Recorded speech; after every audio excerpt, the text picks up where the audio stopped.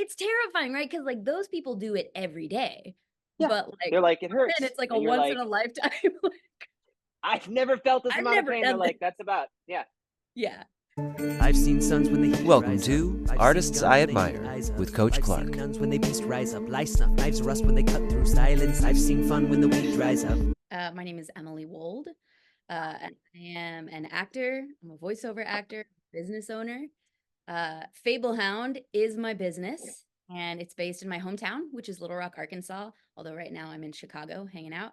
But yeah, my business, Fablehound, is kind of the container for all of my efforts at voiceover acting, voiceover coaching, casting.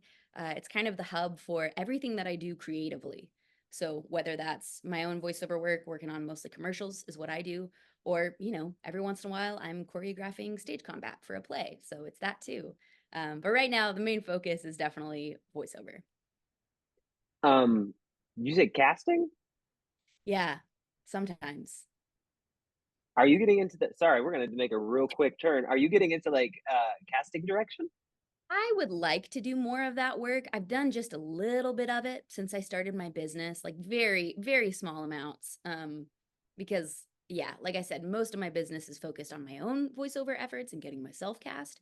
Yeah. Um, but I have a lot of buddies who do voiceover work, and I'm not always the right man for the job. So I love being able to have people that I can go to, and like if I'm not the right fit for a project, be able to say, oh, try this person, this person, this person. So again, I don't do a lot of that work, but I am interested in it.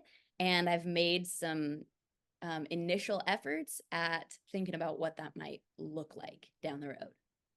Cool. Alright, cool. Emily Wold, Fablehound. Where are you so you are from Little Rock originally? I am, yeah, I was born and raised in Little Rock, and now I live just outside city limits on a little, about an acre of land. And yeah, I love it.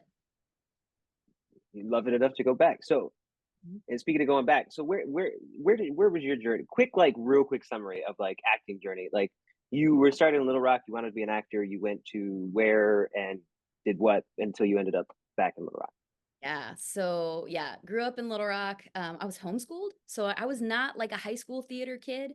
I did a few plays here and there because I just loved stories.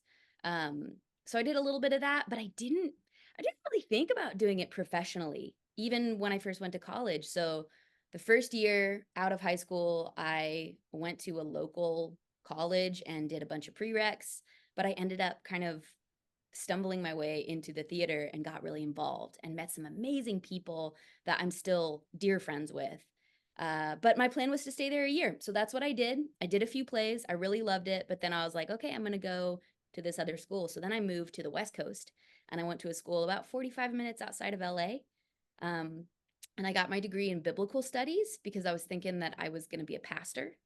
And so I did 4 years of that, and no doors really opened. What I kind of thought I wanted to do didn't appeal to me as much as I went on. And yeah, the doors just kind of didn't open that way. So then I was like, well, maybe I'll go back to theater. Like, I really love this. I still have, touch points here.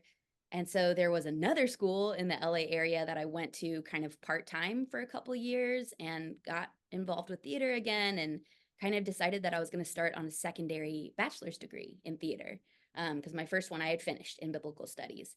And then I was like, well, I guess I'll go back to theater. So I did that, and then I made a quick decision that I was done with LA and, like, done with the LA area, done with the West Coast.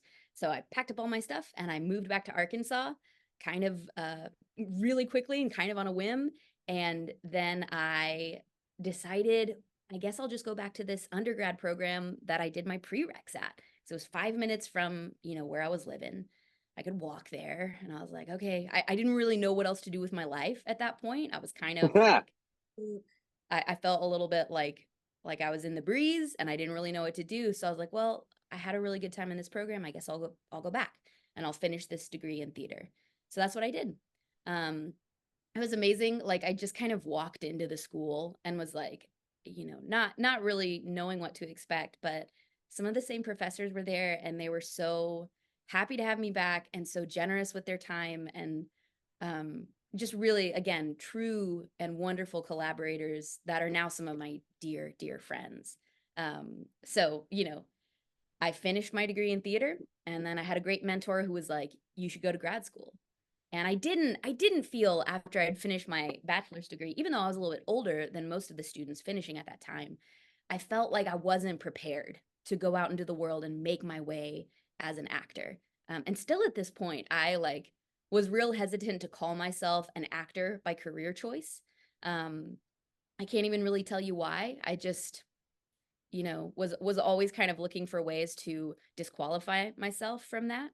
But I decided I was going to go to grad school. And so I went to ERDA auditions here in Chicago, a million. And yeah, did my audition, had some callbacks, had one really fantastic callback that just felt like it lit me on fire, with the University of Houston. And I got an offer from those guys, and I decided that I was going to go. And so I did. I went straight from finishing that undergrad degree into grad school in the fall, and I got my MFA in acting. And by the time I finished that, I finally was like, I'm an actor. That's what I do. So, so I did that, and then, finished my MFA with all that entails, and launched out into the professional world. I lived here in Chicago for a little bit. I worked, in different Shakespeare festivals, mostly around the US. Got to do like an 8-month stint in Montana. I got to work in my home state. I got to work here with Illinois Shakespeare Festival. I got to work in New Hampshire, Central Coast of California, all over. And I loved it. It was great. But I was my brother was starting to have kids, and so I had nieces and had a lot of family, and missed out on some things that I didn't want to miss, and just always felt that tension of wishing I could be in two places at once, and loving my job, loving my work, but also being real about the limitations that came with it. And you know, the points in my life where I wanted more freedom, but I couldn't seem to have it with the Mhm. career choices that I was making. Um, so, I was doing jobs in the summer, fall contracts, spring contracts, and one time in between contracts, I was home, and I was like, you know what? We had one class in grad school where our dialect teacher was like, hey, voiceover work is something actors can do. And I mean, it was really just barely skimmed over, but it was enough. And so I'm a real big believer in weaseling your way through your career. So I was like, let me be weaselly here, because I knew that Arkansas was a tiny market, because there wasn't that much theater work for me. But I was like, all right, what else? Is this a good place to get my foot in the door with voiceover? Because I knew that there had to be some like audio production houses. So I just started Googling, and I found some. And I emailed them, and what I put at the front was, hey, I'm a highly trained actor. Here's where I've been. Here's what I do. Here's what I'm working on right now. Um, and I believe I said, I have demos that I can send if you want them. I didn't have any demos. That was not true. And pretty much like most folks, like there were a couple bigger studios, they didn't write me back, but one tiny studio. And like I could tell that these guys were old school. I could tell that they didn't have a lot of like young sounding talent. Like they mostly had like old school, more radio type voices. Mm. Um, and so I think my email was enough to pique their interest. And they emailed me back, and they were like, yeah, we'd love to hear your demos. And I was like, oh crap. So I grabbed my computer and I wrote some commercials, just off the top of my head, and then like took my laptop and like approximated where I thought the mic was, and like spoke into and they weren't great, but did I know they weren't great? No, I was just trying. And so I sent them over, and the admin person there was like, hey, these are actually like the quality's not that great. And I was like, yeah, that makes sense. She was like, do you maybe just want to come in and audition? And I was like, that's exactly what I want to do. Because I knew that if I could just get in the door, that like I could probably make some headway. because like I didn't really know anything about the field, but I knew how to be an actor. I knew how to do text, like my first degrees in literature, second and third degrees in theater. Like I know how to read text. And I also knew that I had just come from grad school. And so even if I was really bad at it and they told me so, I was going to be fine. Because I had a thick enough skin to try stuff new and feel dumb. Yep. And I thought like, if there's one thing I know how to do, it's take a note. So if I go in and they give me notes on the fly, I can probably hack it. And I went in and I felt like it didn't go that well. But apparently they were really pleased. I actually just looked back at that email thread like last week and I was like, oh, this is so funny. Because I went in, I think it was 2015, and I like went in and they were, I thought it was kind of like a little iffy, but they were really pleased. They thought that I really had chops, but all of their verbiage was like, nobody's getting work right now. We're going to try, but like, just so you know, the market's really slow. Nobody's getting work. But like, I didn't know, I was like, oh, okay. Like, I didn't have any stake in the game. So I was like, well, it doesn't hurt me to try. And they made me like a better demo. And I booked my first commercial within a month. And then I took that commercial and they like emailed it to me. They were like, "Hey, here's an MP3. Like this turned out really great. Fully produced spot." So then I took that MP3 and I sent it back to those bigger studios in my area and I said, "I'm a working voiceover actor." I had done one spot, but one spot's all it takes. And then those places started paying attention and I got on board with a couple of those spots. And just kept climbing from there. I got my first agent here in Chicago when I was living here looking for work. And it was another just kind of right place, right time. I walked in to audition. It was the first voiceover audition I had done in person outside of Little Rock. And the agency here, they were like, "We want to work with you. Don't work with anyone else in this city." And I was like, okay. And then that's, like those are still folks that I work with today. I've gotten some huge jobs from them. They're, Wow. Now career collaborators and great folks that I love to work with. So yeah, it just kind of, started weaselly and then took off. Talking about wanting to be a pastor. Yeah. What you reminded me of something. I remember I was talking to a therapist that I had, and we were talking about my dad, who is not a pastor, but he preaches, and then me being an actor and doing like Shakespeare specifically, and we came to this conclusion that they're the same job, where you have something that is larger than yourself, like that is like written down, that you're trying to take information and then convey it through you as a conduit to a group of people, right? And Yeah. it was just so interesting because my dad constantly has this refrain, and so does my mom, of like, we could never do what you do.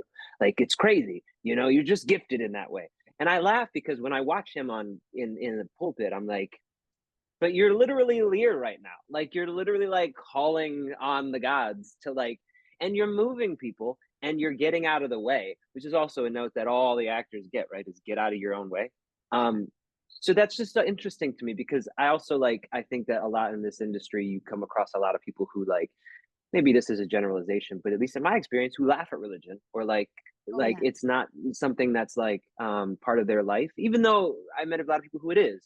But I do find that very interesting. That that that I think that you're quite incredible on stage, and then that is actually where you started. Yeah. Um, and then there was something else I want to talk about. You said limitations. You said the limitations of this work at some point when you were talking about acting. Do you remember? Yeah. Can I ask what you meant by that? Yeah. I think the main thing that I perceived as a limitation, which it's very personal, right? Because what is limiting to me may feel really freeing to somebody else. But it was hard for me that I didn't feel like I could have a home base. And like there were things that I thought in my career as an actor, like milestones that I kind of wanted to hit as a person that I felt like were made more difficult by my lifestyle. So, like things like being there for my nieces, being able to like be there for their birthdays or, like hop over and get them on a Tuesday afternoon. Um, I didn't feel like I was free to do that, or I was only free to do that in snatches, in like little moments of my year. And even like finding, I don't know, finding a place to like settle and make home Mhm. was like that. It felt like my career limited me in that way because, sometimes it would be like, okay, well, this is a 3-month job. So no problem. I'll leave my apartment and I'll just come back to it at the end. But then, sometimes it was like, oh, this was going to start as a 4-month job, but now it's an 8-month job. And Mhm. how do I live in multiple places? And again, like, do I think it's impossible? Absolutely not. I think it's really doable. In many ways, it's more doable for me now to live in multiple places than it was, 5, 6 years ago. Um, but for me, like, I think the relational limitations of not feeling like I could put down roots somewhere, that was the main thing that was on my mind. And like, that's mainly what I mean when I'm talking about limitations. Do you think that had something to do with your family being in Little Rock, as opposed to like you have roots in LA or New York or Chicago or any of these places where there's maybe more theater? Yeah, maybe so. It could be that like it just happens that like I grew up in a pretty small town. And there's some work in Little Rock, but it wasn't work that I like a lot of it wasn't work that I wanted to do. Um Or and couldn't pay for your whole year? yeah. I mean, yeah, if we want to talk limitations, like that was a big one too. Because Yeah. it was just like I'm working my butt off all the time. And I never felt like I could make financial progress. Hmm. And like I remember I got to the end of that 8-month contract, and I was like, this is long. Like this is a long one. And it happened to be a very physically demanding contract. Um, and I loved it. Like I really loved it. It was so much fun. It's the last tour I did. And is that right? I think that's right. And I was just like, oh, I love this. Like it was fantastic. But I remember I got to the like last show and I journaled about this because I looked at my bank account. And because we had been touring and like when you tour, you got to eat on the road, and like like it's not cheap to live out of a hotel I and a remember. different hotel like every couple of nights. Yeah. And so I looked at my my financial situation at the end of that summer and I was like, I've made no progress. And I like journaled about like I was like, don't let this ruin this time for you because it was a really good time. But like it took me to the edge of being like, what am I doing? What am I doing? And I like historically like money is not something that I have ever desired. Like I don't love money. Um I think it's a tool. And oftentimes I think it serves as an amplifier of things that are already going on in your life and in your person. Um, but like I've never been driven by like the idea of financial success. Can we pin that? Just Yeah, everybody listening. Like, if you're listening, amplifier of things that are already happening. Sorry. yeah. Um, but it's like there is a reality that it's like, okay, well, if you work for 8 months and then at the end of the 8 months, you're in the same, like you don't have any more money. In fact, you have less money. And so then it's like, well, how do I go do the next thing? How do I like set a new goal at this time if like I'm so hamstrung by like, well, can I afford the gas to get to the place that I need to go? Well, I need to find a new place to live. Well, how am I going to do that? Mhm. How am I going to go back to the city? Now I've, worked my ass off and I'm in worse financial shape than before. So like that was a real, I would say that was like a source of like I felt sobered by that and it was discouraging too. Um so that felt like a limitation to me because Yeah. I mean I worked so hard and I still work so hard. Like that's going to be part of me. That's going to be with me forever. It's a value I have. It's not like something that I do because I have to. I love to Mhm. work hard. But it is really challenging when you love to work hard and you pour your soul into that. And then it's like you're always starting from step one. You talked about getting into voiceover, you talked about you were an actor and then you kind of found yourself doing this voiceover work and getting a gig at a smaller thing, and then you started working with bigger agency or bigger studios, and then you had like you got representation in Chicago. Um, Obviously, this started kind of snowballing to some degree for you as far as like being successful, I guess is the word I could use, or just beneficial, or just a career started to build. Two questions about that. How long did it take, maybe, from the point where you had to fake your demos on your laptop to feeling like, hey, this is like a career. Like I'm actually like this is sustainable to some degree, even though I'm maybe not the biggest voiceover artist ever. And then, so I guess how long did it take to like snowball? And then, at what point in that journey did you realize like, you know what, this is going so well that like I need to step out for myself. Like I need to be in charge of what's happening. Yeah, those are great questions. It was definitely like initially a pretty slow burn. Like it was a side hustle. Um, and it was just something that I did like where I could fit it in between contracts, like, but I did. I started, I think after like I remember I booked my first job um that like was a decent, I mean, well, to me it was like a crazy payout. Because I got in the booth for 30 minutes and it was with one of the bigger audio houses in my town and it paid $900. And I was like, $900 in 30 minutes? Like, it blew my mind. Like, I'm pretty sure I like danced a little, like, which is not really like me, Oh. that excited. Yeah. But I mean, to someone who had done like, I had been doing contracts in I like there's a theater in Arkansas. It's a dinner theater. Freaking love it. Like it's a great place. It's a fun place to work. Um and they paid me, I did a few shows with them while I was in undergrad and maybe like one after I finished grad school. Um but I think they paid 300 a week. And it is like it's no joke one of the best, like 300 to 350 a week, and it's one of the best paying gigs in town. Like you'd make more doing that than you would working at the Shakespeare Festival. Yeah. Yeah. So it's like it was brutal. It was brutal. So Yeah. $900 in 30 minutes at that point was a lot. Weeks of money. Yeah. 10 minutes. 10 minutes of work for a week of the. Yeah.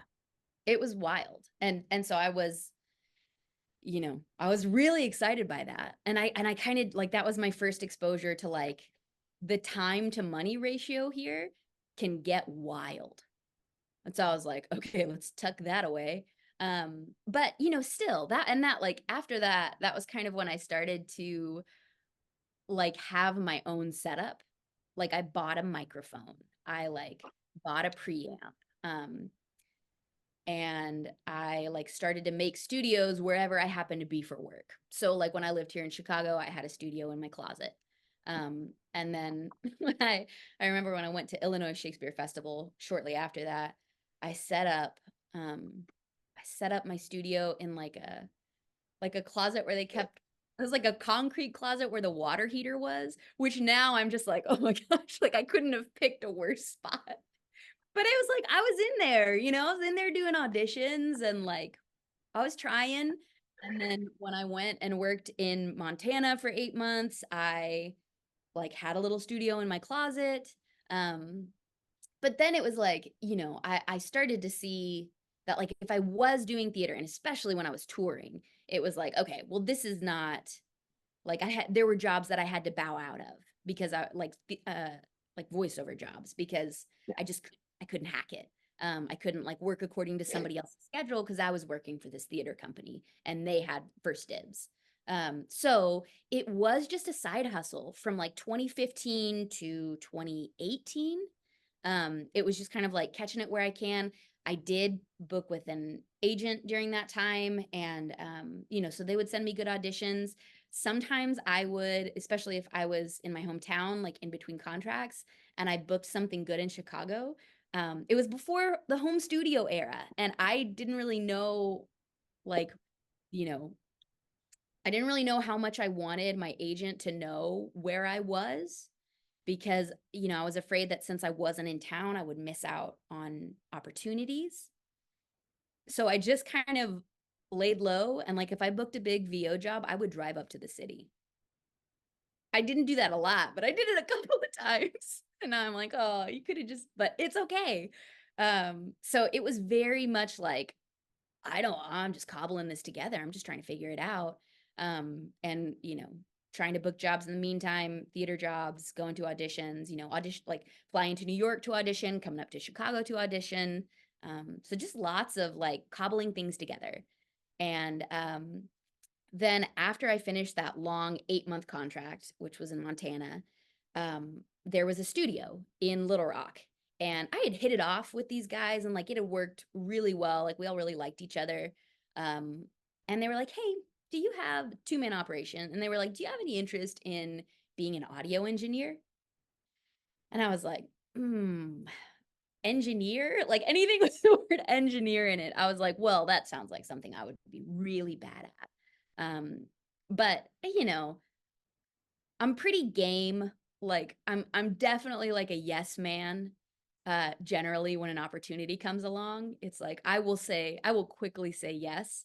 Because I'm not that afraid to look stupid anymore. Um, and I like learning new things. Pin that shit. Pin Yeah. that shit. Yeah.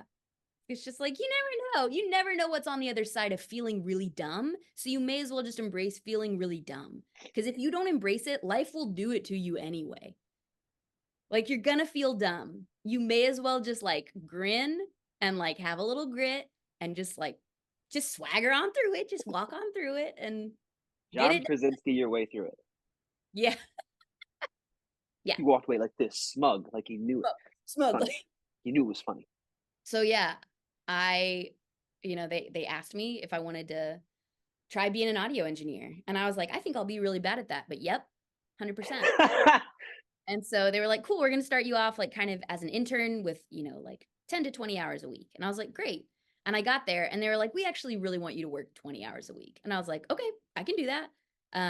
And we worked it out and it went better than any of us thought it would. And I had, oh man, one of the guys who worked there, he put it to me this way. He was like, Emily, because he knew I was intimidated by the engineering side. And he was like, Emily, audio engineering is just a folk art. You just sit at somebody's elbow and you watch them and you learn. And I was like, well, if it's a folk art, I know how to do that. Like I know how to watch and learn. And like I'm a good listener. Like I take notes well. I know how to go and figure stuff out for myself and then bring it back and be ready. So that's what I did. It went really well. I became a kick-ass engineer and I started working at that place full time and it was great. I was able to, because like I had an office with a studio in it, I was able to also hustle VO at the same time. So I was going in 9 to 5, Monday to Friday, and like working as an engineer, engineering sessions, producing, like, slinging demos sometimes for other voiceover actors who were kind of a part of this roster that this audio house kept. And then I was hopping in the booth and auditioning for stuff that I found, like stuff from my agent, stuff on pay to play websites like Voice 123 is where I started. And I started booking that stuff. And I had, connections through this audio house. I had this great connection to an agent in Chicago.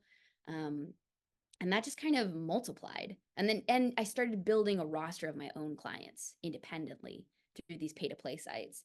And it got to where like I was booking a lot. And I kind of came to a crossroads where it was like, okay, I think that I'm either going to, this is something that I had explored with these fellas.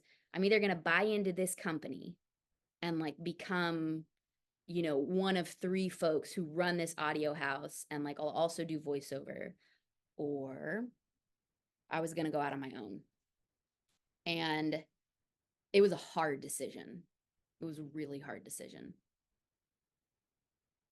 But I decided, I mean, the work was just coming so fast And like I realized even like looking at the numbers of like how we were slicing things, with like what I was bringing into the company, what I was being paid, what it would cost me to buy in, like looking at all of those things from kind of a neutral perspective, I was like, oh, I don't need this engineering job anymore. Like I'm I don't need it. I can like do more and make more if I focus up and split off on my own. And, it was the kind of thing where I was like, all right, I'm either going to work for another 10 years in this capacity and kind of assume, in my mid 40s, I'm going to assume the risk of the success of this company, because like when you own a company or you have ownership in a company, it's like, all right, like that's, is it profitable? Like is it running well? Like are we, it's a lot of risk to assume to work for yourself or to own or partially own a business as opposed to work for somebody else. Like it feels much more risky. And so the path of like staying in this business felt less risky. But I Hmm. was pretty real with myself and I was like, okay, it feels less risky now, but in 10 years you're going to be at the helm. So do you want to assume this kind of risk in your mid 40s, starting on something that someone else already built, or in your mid 30s when you have more time, more energy, more resources, do you want to jump into this for yourself and just do it yourself? And that's the path that I chose. Was there any ever a moment where you were like, I made the wrong fucking decision? No. It That's so was interesting. like, but most of like the emotional charge of the decision came before I made it. Like I worried the most about it before I actually decided to do it. Because I wanted to do the right thing. And because, Yeah. relationships involved and like it was not an easy decision. But I'm not generally a super risk averse person. And I do just the way I'm put together, I really value working for myself. What when you say I was booking a lot, how many gigs were you getting a week? Yeah, great question. I was really happy in the early days if I had a booking every day of the week, regardless of like the size of the booking. But if Yeah. I had 5 to 6 bookings a week, I was like, oh, that feels fantastic. Um, but it was also, like I started looking at the numbers that I was bringing in. And I was like, oh, this is the more like this is the spot that is, it's like a certain point, it's like, okay, well, my salary is going to top out here. Yep. But with voiceover, I was like, I don't really see this topping out. Yeah. Um, or at least if I do, I see it topping out at a lot higher rate than this salary. So So when sorry, go ahead. no, I was just going to say in that instance, it was just like kind of looking at the numbers and like seeing which door was being flung wide open. And it was like, okay, well, that's where I'm going to go. When you say I was happy with 5 to 6 bookings a week, you said early days. Is that what you were doing when you decided to go out on your own, or was it more bookings, or was it less bookings for more money? Oh, that's a great question. I would say that like it wasn't even like that strong of a metric, if I'm being honest. Hmm. Like I remember thinking, sitting at my desk one day, oh man, I feel really good when I have a booking every day, Monday to Friday. Um, but but it wasn't even like, yes, I sustained that for 3 months and then I felt comfortable going on my own. And it also wasn't like, okay, now I'm not doing these small jobs anymore, I'm just doing big jobs, so I feel comfortable going out on my own. It was several months, you know probably a couple years in a row, where it was just like more contacts, more jobs. Here's a big job, here's, a new contact, here's a new agent, here's a new, like little step forward in my career. And it was the amalgamation of all of those things that made me feel like I was ready and my business that I had built was dependable enough to carry me. Does that make sense? Yeah, I think that, I mean, that is the crux, and I think the big difficulty consistently when building any kind of artistry career in the theater is like it is the career you build is an amalgamation of the things that you did before it. Like, and I don't think it matters whether it's voiceover or film or commercial work or acting in the theater. Like, it all comes down to like if you put in a certain amount of years consistently building relationships and like showing again what you can do, then eventually you get opportunities that then build into other opportunities because a lot of it is like timing. Like, and I feel like it's so hard to tell and or teach that to people because there's no evidence to it, and it just becomes like, so I just have to like, I don't know if there's anything more intimidating than like I have to figure it out myself and there's no guideline because I don't know where to go. And it's like, yep, that's exactly it. Is like because everybody's kind of trek is different. So like what worked for me is not going to work for you, even if we're doing the same thing. Yeah. You have quite a bit of money now. Yes, this is true. This is true. This Yeah. is true, especially for a bucket like somebody who started in theater, Yeah. right? 100. Okay. Would you say you have quite a bit of happiness now in your life? Oh, I'm not equating the two. This is a totally separate question. yeah. Then yes, I would. Okay. Uh, did money bring any of that happiness?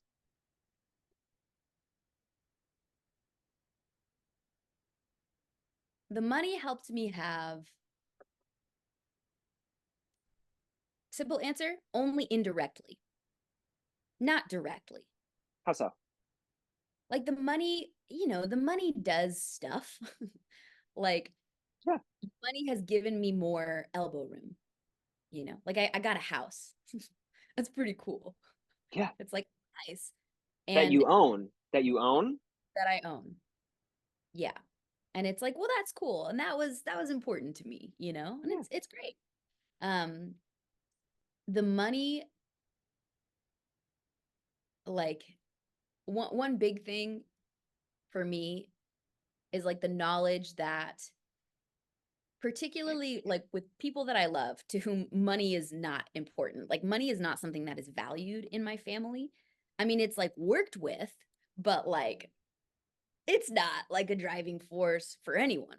Um, and I don't think that that's a bad thing, but the the power that like that money gives you to be able to say, I got you.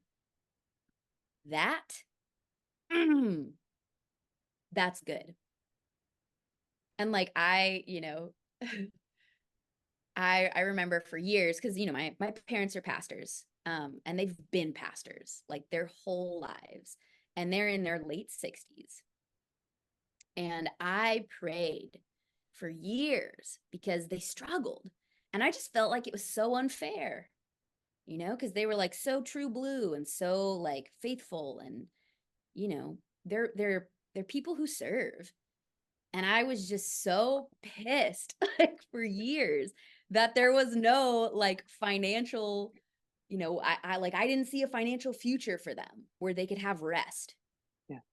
And so one of the great and most hilarious, I find, ironies of my life is I feel like probably what happened is for decades I just like railed at God about like how unfair it all was.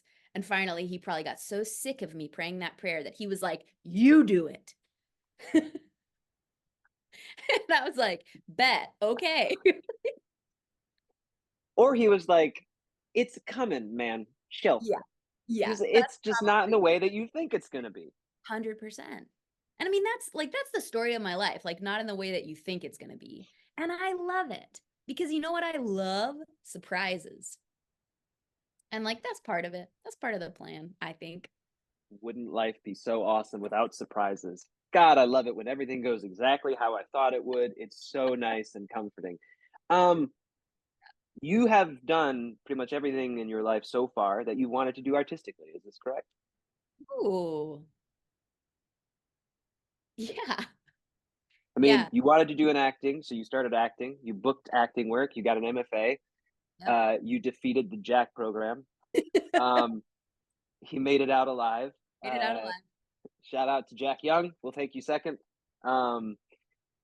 You made your own way. You worked in a Yeah. lot of places. You started voiceover work. You became extremely successful as a voiceover actor. You created your own business, and now you're coaching other people how to do it. Yeah. Quite a successful artistry story. So young, if I might say. Oh. Um, does any of that art is that does that bring you happiness? Yeah, it does. Yeah. Because what I am most fundamentally is someone who loves and is driven like obsessively by stories. Like it's how I see the whole world. It is unabashedly my lens. Like it's how I think my thoughts. You know, like it goes that deep to where it's like, oh, this is like I laugh at myself because I'm like, oh, this is everything to you. Like this is like how you are built. And it's like, oh yeah, 100%. So the fact that like that I get to do that for my job as a voiceover actor is like it's so fun. And the fact that like I've built a successful business is so fun. And that now I'm in a place where it's like any work that I want to do, I'm free to do it. And I'm free to help other people do it, which I love. Do you do mindset work at all? Have you like encountered this? Yeah. Yeah, you have. What the fuck does that mean? Like I think people like I've heard the term. I mean, I do it, but like before I did it, I heard the term. You know what I mean? Like you're like mindset. Mindset work, what does that What does mean? it mean? What does it entail? Like how has it benefited you? What do you do with it? Yeah. I mean, you know, it is like there are as many varieties of like it's almost a meaningless term because it's like it can encompass so many things. Um, but for me, it's like, okay, life has brought this certain set of things my way. And because of who I am, how I was raised, what I'm like right now, I react to those things in a certain set of ways. I think mindset work, in my definition, is like it's where that intersection happens, you know, between what's coming at me and kind of what I bring to the table. And it's taking a posture of curiosity at that intersection. Not only about like what's coming my way, but also about like my reactions to what's coming my way and my thoughts about what's coming my way. Because what I've found is that not all, but I think a lot of limitations that I've had personally are self induced. Like they're limits that I've set for myself. And if I find myself reacting to something in a way that I don't like, or in a way that I don't feel like is true to my character or who I want to be, that's where I reach for like, you know, all right, let me get out my journal right here because I keep having this reaction. And, you know, I could say, oh, that's because this is happening and this is my circumstance and this is, but really, like, I don't have a lot of control over what comes my way. Like, life will keep lifing. And I do have control over what I think about those things. And I have control over what I choose to do in those contexts. And I think it's worth spending time there because what it enables me to do is take a posture of curiosity and action instead of being kind of back on my heels and wondering, you know, well, why is this? And what about that? And how am I supposed to? Something that I've railed on in my with my students in class is like most of your job, I feel, as an artist, if you want to create things, is figuring out why you do what you do, where it comes from, who you are. What does who you are mean? It means like, why do I think the way I think? Like, Yeah. why do I react the way I react? Why do I see things the way I see things? And it doesn't mean that you have to change those things, but if you don't have an awareness of them, I don't know how you have some input in or influence in those things happening. And also, I don't know how you know what you want to say. And I think that does go back to you're like, I'm obsessed with storytelling. Like, obsession has something to do with it, I do think. But you question all these things about your character. And I don't know that we're taught and reminded that questioning about ourselves is how you understand how you see the character to begin with. Yeah, because it's like if the self-knowledge is not thorough, how much power can you generate to be transformative? Well, and then how are you going to shift from, there's no neutral. Right. But that was the whole, you talk like this, you move like this, it looks like this, you think it's this. I swear I'm right. You're not. You're not. And it's never going to be, you're never going to be a king unless you stop talking so fast, Joshua. So how long have you been coaching now? Less than a year. Less than a year. Started last fall. But you've been in classes a lot. You've studied. Yeah. You've been around a bunch of people. Yeah, but voiceover coaching is pretty new to my business. If you could pinpoint, like, this is the thing that holds artists back. Ooh. Like right now too, like things you've seen in your experience. Or maybe even a better way to phrase it, like the most important thing I think we need to talk about when it comes to like getting in our own way is this thing. I think right now, I think we make a lot of excuses, and I think we'd be better served to knock that shit off. Yeah, like, and I mean, I speak from experience on this one. I remember in grad school in the first week, it was like it was the dance. You remember the dance? Whatever the dance was? Yeah. I remember sending I sent Jack an email the night before and was like, I couldn't get in the space. I didn't find it was something that didn't work. And I was like, I just can't show tomorrow. It wasn't the final, but it was the day we were supposed to show to him before we performed it. Yeah. And I was like, this isn't just going to work. Can you let me do it later? And he was like, why do you make so many fucking excuses? It was like all caps. Why do you give up so easily? That was what he wrote. Yeah. In all caps. That was all he said. Why do you give up so easily? He just said it back. And I was like, I think I have to show tomorrow. Yeah. I think I'll be going on. Okay. So we make too many excuses. What excuses do we make? And what will be served not making them? Stand on what you said. Yeah. Okay. So I think we make a lot of excuses for the market that center around the market. Well, if the market was like this or this or this, then I would be able to do this or this or this with my art. And honestly, like, what does that mean? What do you mean when you say the market? It's so competitive. It's oversaturated. Okay, what market? Where? Which subset of the market? What are you talking about? Are you speaking specifically voiceover, or are you speaking just? I'm speaking generally. Anything. Awesome.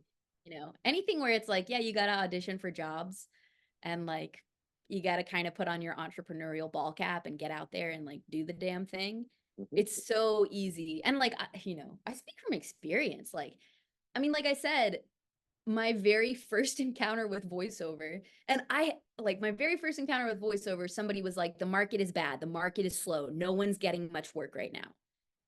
But I did not remember that at all until I went back and read the email because I ignored it.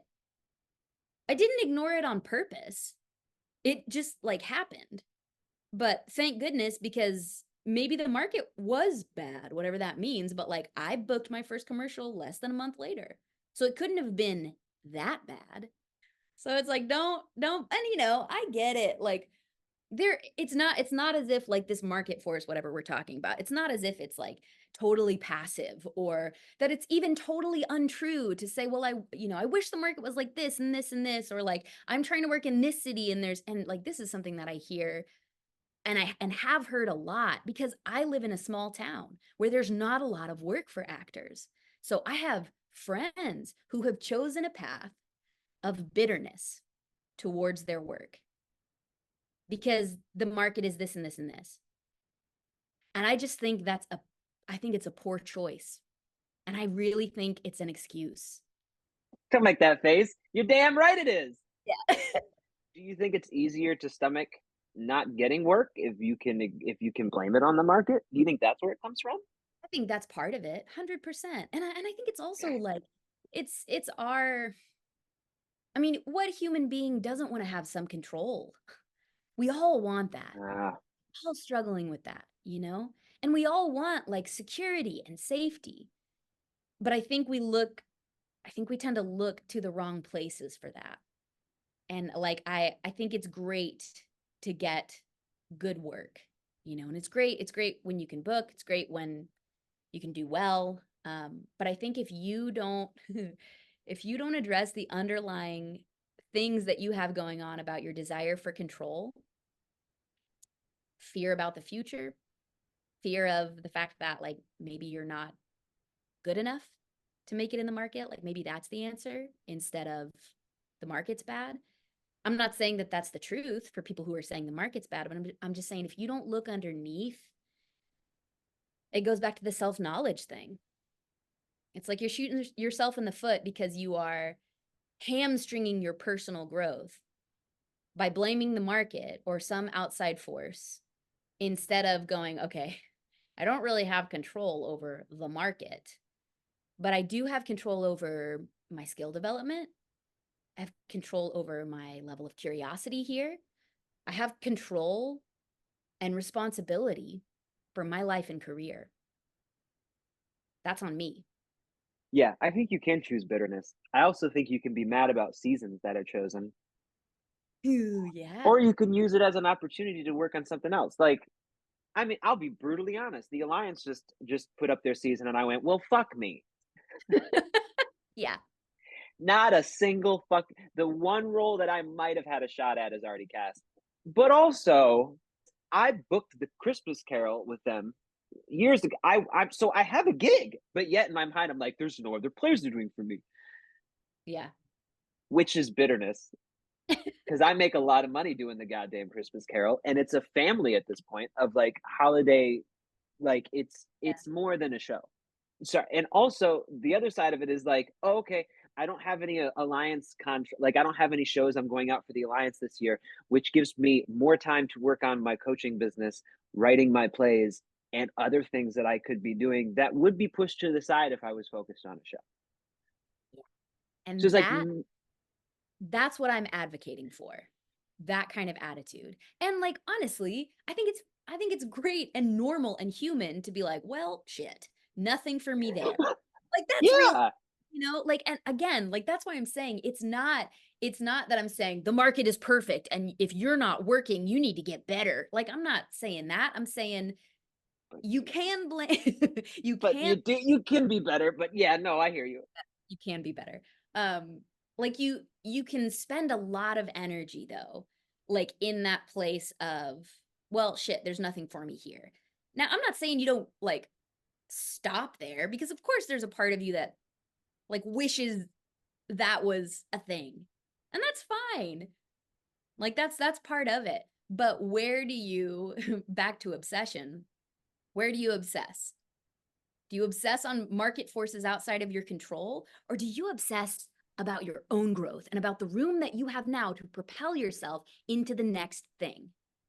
Yeah, I have time to take acting classes. I haven't taken acting classes in a long time. I'm kind of excited about getting back into like training. And I was like, I've been working. I need to go back to some training. And like also life is long. Yep. Like there are going to be plenty of every time a season rolls around, I forget about the season that happened before. Stop and look back and go, this is now a habit. How Yeah. can I utilize this seemingly like ritual to my advantage or maybe change my mentality about how I think about this? Creating opportunities, creating them, literally like choosing to see them as opportunities versus like whatever you saw them as before. Yeah. Setbacks or problems or mistakes or lack of opportunities or Yeah. And I mean, like, pitfalls. nobody's saying, I'm certainly not saying that it's easy.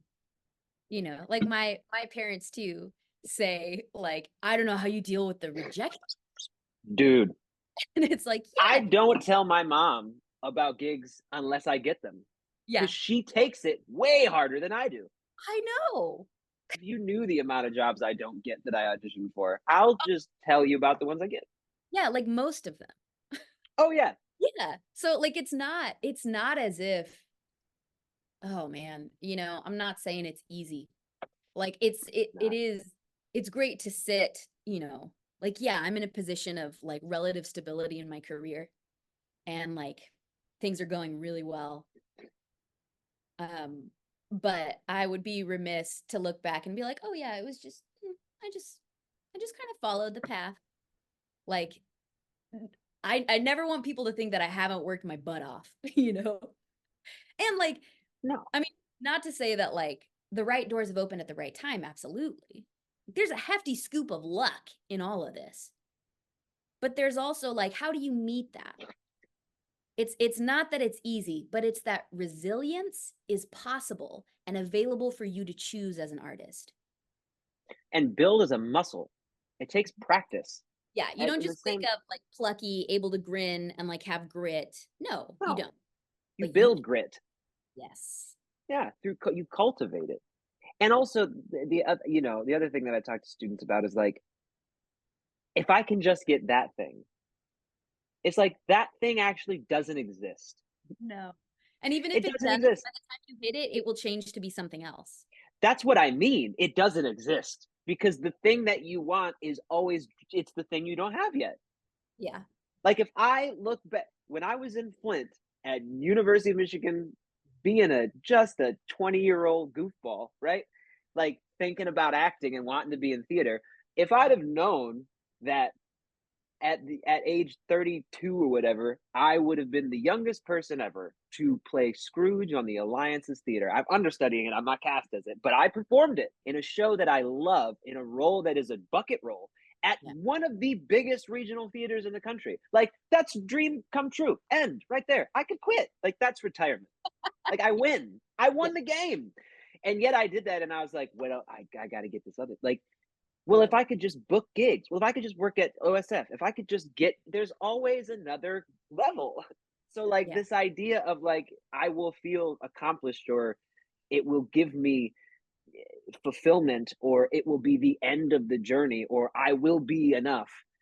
Yeah. You ever see that Jim Carrey, like, Emmy speech? Yes.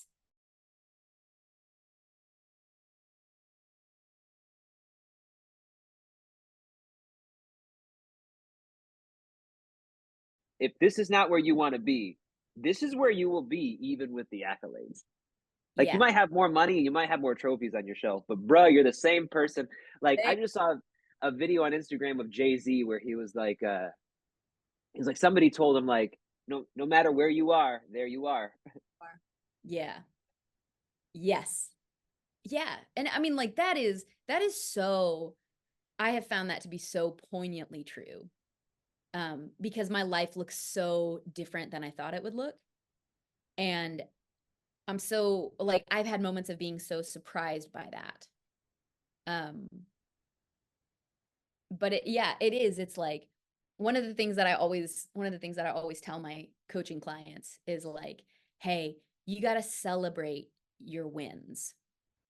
Like when something goes well and like it doesn't matter what it is. Like if it's a great audition and like you really knocked it out of the park, celebrate that whether you book it or not.